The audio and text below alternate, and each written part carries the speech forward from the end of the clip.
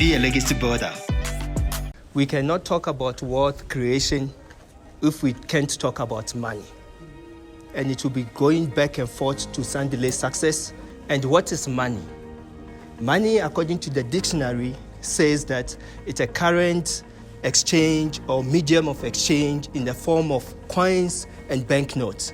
But that's not how I see money. To me, money is the harvest of our creation, or it's the harvest of our production. In other words, we reap what we sow. It is upon this that I'm going to talk about the 7 principles of money, something that I've lived with for the past 15 years of my life. And I got it from a very small book. I paid 30 rand for that book, and that book has made me millions. It's called The Richest Man in Babylon, George Clason. And he's got basic 7 principles of money. The first principle of money is to make thy purse multiply. How do you make thy purse multiply? It takes discipline. Almost everybody here has got a salary. But how do you make that salary grow? And it says, what you have to understand is that a part of what you earn is yours to keep forever.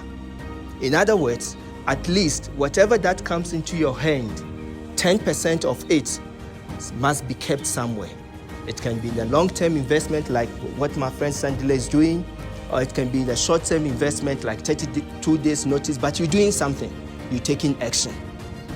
And that is the first principle of making money. Second principle is to control that expenditure. When I was a child growing up, my dad always used to say to me, cut your cloth according to your size. If you're West African, you understand this because that's a proverb for West Africans. Cut your cloth according to your size. And basically what he's trying to say to me is that delay gratification. Don't go pleasing people. And that's what he used to say to me. So you cut your cloth according to your size. And that is the same thing you treat your money. You cut your money according to your size. Have goals, have principles. And this is what I love about Sandile. Sandile and I go way back because we share the same principles. But one thing I like about Sandile is his backs his talk with his actions. The first project was 6 months, and then this one said, I want to do it within 2 months period. I said, boss, this can happen. We can do it. The third principle that I want to take us through is to make thy gold multiply. How do you make your money multiply? How do you take good care of your money so that the money is going to increase? And basically, that's what is done. It's called the compound effect. Some people say the snowball effect. You do one, you take good care of it, you manage the money, make the money respect you, be your servant, not the other way around, delay your gratification, and the money will eventually work for you. And we've seen this. And it's taken 18 months, but I can promise you, based on my own life experience, if he keeps on going like that, the next 8 months will be here. We'll be in another place talking the same thing. Because the compound effect, that's how it works. You make your money multiply. The fourth principle that I learned from the same book, it says, guard your treasure from losses. So how do you guard your treasure from losses? You make the environment good. And in our terms, in the business terms, we need to put the right systems in place, which is the water prepaid, which is what we're doing. If you know this area very well, the water is going to be a big problem. And you know what they say? They say that misfortune meets a shining mark. And it's up to you to make sure that that misfortune doesn't meet you because you're a shining mark, Sandile. And this is where we need to concentrate on. So the systems that we put in place, the securities that we put in our place, the team that we work with is what's going to guard our treasure from losses. Is there a world that we've put in place because we work so hard? And like the black family, that's what happens everywhere. Our parents work very hard. They don't show our mothers, they don't show their kids. They die, somebody takes over, and we start again. So we need to have an estate plan in place. You need to have a will in place. You need to have continuity in place. And that is how we're going to guard our treasure from losses. The fifth principle Make your dwelling a profitable investment. And there's a wise man when I was growing. He said something to me that I've never forgotten. It's a high school teacher.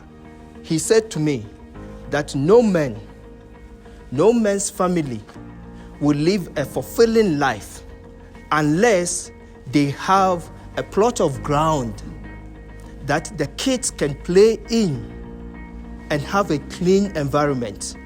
And this is the principle of money. You treat money as a servant, and money will respect you forever. That is the fifth principle. The sixth principle is that it says ensure a future income. How is Sandile, my friend, ensuring a future income? It's basically you take the rental income, you make the place very nice, people can stay here, tenant becomes loyal to you, you increase your rental income, you beat inflation, and this is how you ensure a future income. And the nice thing is that your best investment you ever make is the security for the principal that you have, which the principal is the money that you have. So property is tangible. I'm biased towards property because I love property, but I'm biased towards property because it's tangible. You see where your money is gone to. Johannesburg, I learned, is 130 years old. There are people that their properties are hijacked because they didn't put the right principles in place. They didn't ensure a future income. They didn't guard their treasure from losses. But there's a lot of Jewish people that have been generational wealth, that have been making money, and people made it long time and left. Because why? Land economics says to us, land is scarce. It's a scarce resources. And therefore, if you own land, and this is what Africans, South Africa, everywhere, we fight over land. If you own land, no one can take that away from you, and that is generational wealth. The last says, increase the ability to earn. You don't stop. You don't say, I'm done, I've arrived. It's not about us. It's about the people behind us. If it was about us, I'm sure he could have just locked the door and said, it's enough. Because it's not about him anymore. The second property is not about him. The first property, yes, might be about him. But the second property is not about him. It's about the people behind him. And this is how we ensure that we have the ability. And it is upon these principles that I say that we must just concentrate and continue to have integrity instead of divisions, instead of dishonesty. We must work hard instead of having idle minds and laziness. We must respect each other instead of disrespecting and looking down upon people. I think that us being here, even though we're celebrating, we must also go home thinking of how do we get money to work for us? Because money is just the harvest of our production. I leave it there. Okay, nice. Be a legacy builder and don't forget to subscribe.